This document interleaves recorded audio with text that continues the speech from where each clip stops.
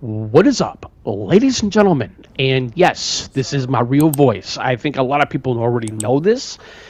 And the reason why I said that is because I actually had a recent comment in regards of someone saying, "Are you using ChatGPT?"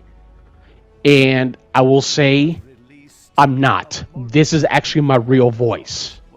And a lot of people are really trying to, I wouldn't say really are perplexed of what my voice is like, but this is my actual voice. And so I really think it's kind of funny and kind of silly at the same time. I laugh about it. I'm not taking it for granted or taking it seriously, and so I have no intention to. I think it's absolutely hilarious that somebody thinks that I'm using something that's going to be very robotic in a way by using chat gpt. So anyways, too much further ado, we're going to be talking about the new announcement trailer for Soul Reaver 1 and 2 remasters, which can be coming out next week on Tuesday of 2024. And guys, I am not just floored about this, I am absolutely so excited for this as well, because as a huge fan from playing Blood Legacy of Kain to all the way to Defiance, I'm telling you, this series as a whole is the reason why I got into gaming in the first place, amongst other games in the previous years before the series came about and to be. And my very first game was actually on PC. It was Doom, 1993, obviously.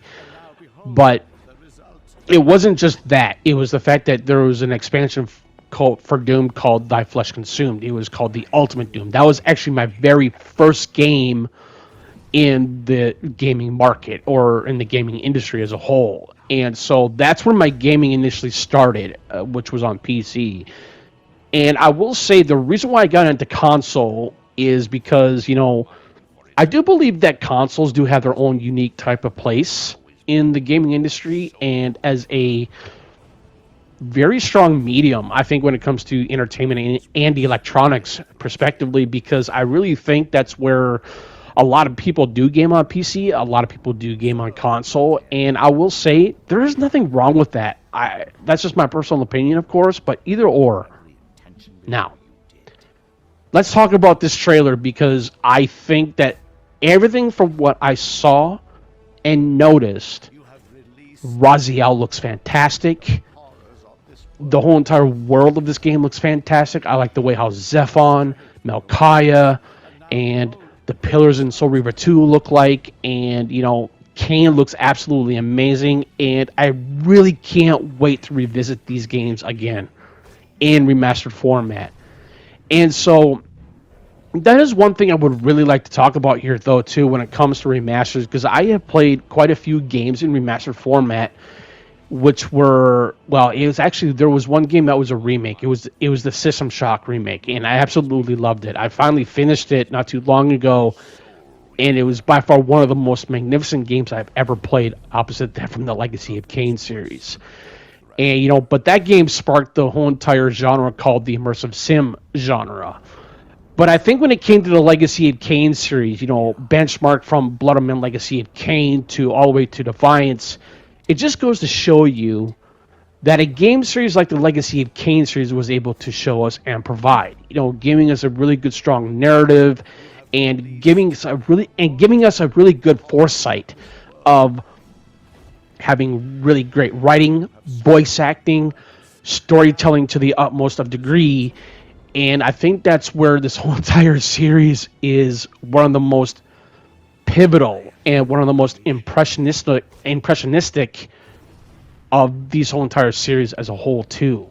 And I think that's where the most important thing lies when it comes to this game preservation. This is pretty much what this is when we're getting remasters in these types of games, like the Soul Reaver games like 1 and 2, or their previous remasters of Tomb Raider 1, 2, and 3. And we will be getting Tomb Raider 4, 5, and 6, of course.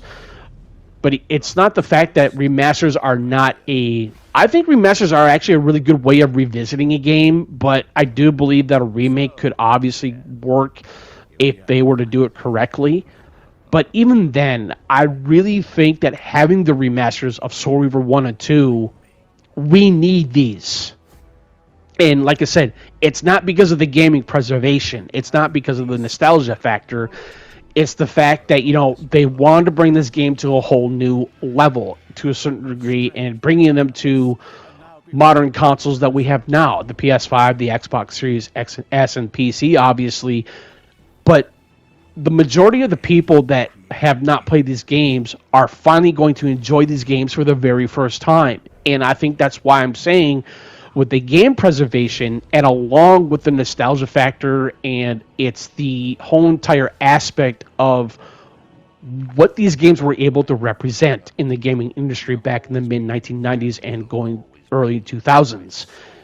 And that's where I think that's where Soul Reaver 1 and Soul Reaver 2 is concerned, is that they hit so differently than from what the original games did in the previous in the series, basically. Like Blood Omen Legacy of Kain, or Blood Omen 2, or Legacy of Kain Defiance. I mean, you have all 5 games in a series like the Legacy of Kain series, and this series it's one of the most interesting and intricate detail of a game or game series as a whole, giving us a story that we've never seen in a game series before.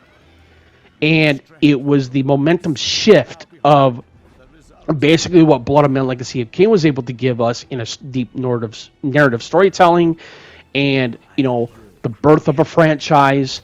And that's where Soul Reaver 1 and Soul Reaver 2 came in, and, giving us the ability to play as a wraith. Raziel, right? He used to be a vampire.